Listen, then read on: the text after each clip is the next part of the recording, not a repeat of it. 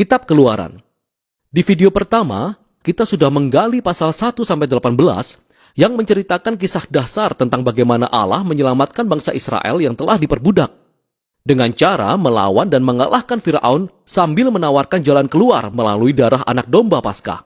Lalu Allah membebaskan umatnya dengan cara membawa mereka menyeberangi lautan dan melewati padang gurun. Namun, secara mengejutkan ternyata hal itu membuat mereka menggerutu dan mengeluh. Paruh kedua dari kitab Keluaran diawali dengan kisah Musa yang memimpin bangsa Israel ke kaki Gunung Sinai, di mana Allah mengundang bangsa Israel untuk masuk ke dalam sebuah hubungan perjanjian. Di sini kita menemukan momen kunci dalam alur cerita Alkitab, karena ini merujuk dan mengembangkan janji Allah kepada Abraham. Ingat, dari kitab Kejadian, Allah telah berjanji bahwa melalui keluarga Abraham, Dia akan memberikan berkat-Nya kembali kepada bangsa-bangsa. Dan di sini kita menemukan lebih banyak lagi. Allah berkata bahwa jika umat Israel mematuhi syarat-syarat perjanjiannya, maka mereka akan sungguh-sungguh dibentuk oleh hukum-hukum, pengajaran, dan keadilan Allah yang akan membuat mereka menjadi sebuah kerajaan imam.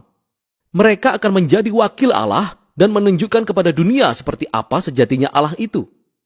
Umat Israel bersemangat menerima tawaran itu. Kehadiran Allah tampak di atas Gunung Sinai dalam rupa awan, petir, dan guruh. Musa naik ke atas gunung untuk mewakili mereka. Dan Allah memulai dengan memberi aturan-aturan pokok perjanjian yang terkenal dengan sebutan 10 perintah Allah. Ini semacam aturan-aturan pokok dari suatu kesepakatan mengenai bagaimana Allah dan umat Israel akan saling berhubungan. Setelah itu muncul serentetan perintah lainnya yang menjabarkan 10 perintah utama secara lebih rinci. Ada aturan tentang tata cara ibadah umat Israel, tentang keadilan sosial, bagaimana mereka hidup bersama. Dan semua ini membentuk bangsa Israel menjadi bangsa yang penuh keadilan dan kemurahan hati yang membedakannya dengan bangsa-bangsa lain. Musa menuliskan seluruh hukum ini, lalu dia membawanya turun kepada umat Israel yang lagi-lagi sangat bersemangat untuk masuk dalam perjanjian dengan Allah. Begitu mereka masuk ke dalam hubungan perjanjian ini, Allah membawa hubungan ini ke tahap selanjutnya. Allah mengatakan kepada Musa bahwa Dia ingin hadiratnya yang kudus, ilahi, dan baik itu turun dan tinggal di tengah-tengah bangsa Israel, yang mana hal ini mengembangkan aspek lain dari ikatan perjanjian Allah. Ingat, setelah pemberontakan manusia di Taman Eden, yang hilang adalah akses menuju hadirat Allah. Namun sekarang, melalui keluarga Abraham, hadirat Allah dapat kembali diakses melalui hubungan perjanjian ini. Pertama-tama dengan bangsa Israel, dan kemudian kelak bagi seluruh bangsa. Kisah selanjutnya adalah 7 pasal yang menjelaskan dengan rinci cetak biru arsitektural untuk mendirikan kemah suci yang disebut tabernakel. Ada pelataran luar dengan sebuah altar. Di tengah-tengah ada sebuah kemah yang memiliki ruang tengah dan ruang dalam. Di dalam ruang dalam, yang disebut ruang maha kudus, terdapat sebuah kotak emas yang disebut tabut perjanjian. Ada kerup-kerup di atasnya. Itu adalah pusat kehadiran Allah.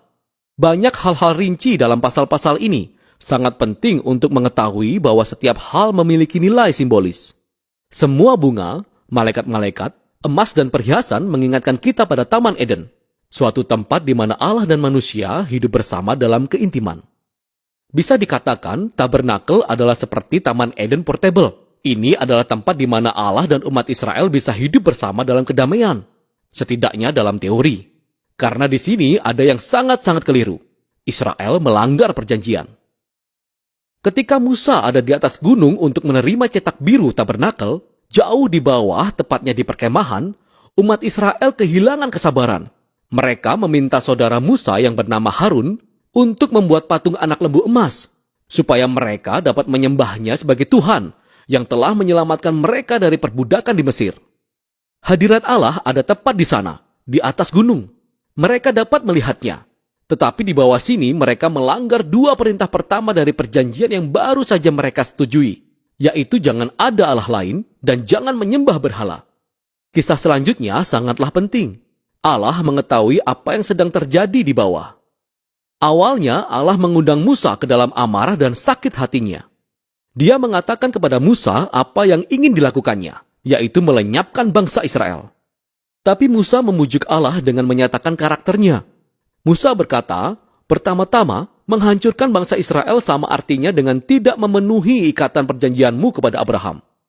Kemudian Musa menyatakan bahwa reputasi Allah lah yang dipertaruhkan di antara bangsa-bangsa. Apa yang akan mereka pikirkan jika mereka melihat engkau menghancurkan umatmu sendiri? Allah menerima bujukan Musa dan ia mengalah.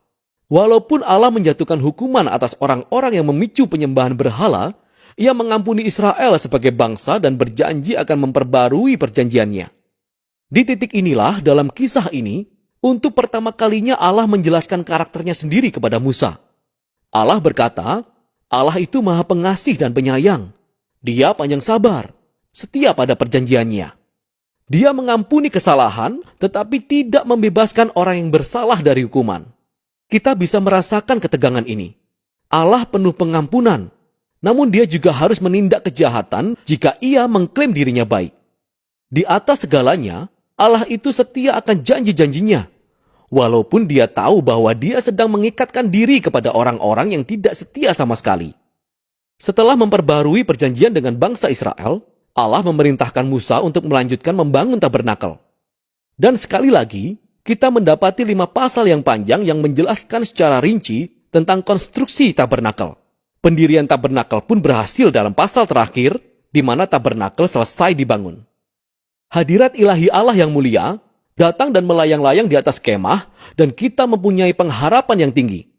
Musa berusaha memasuki kemah suci, namun tidak bisa. Sebenarnya Musa tidak bisa masuk, dan begitulah kitab ini berakhir. Itu sangat mengejutkan, tetapi tidak begitu mengejutkan jika kita benar-benar memikirkannya.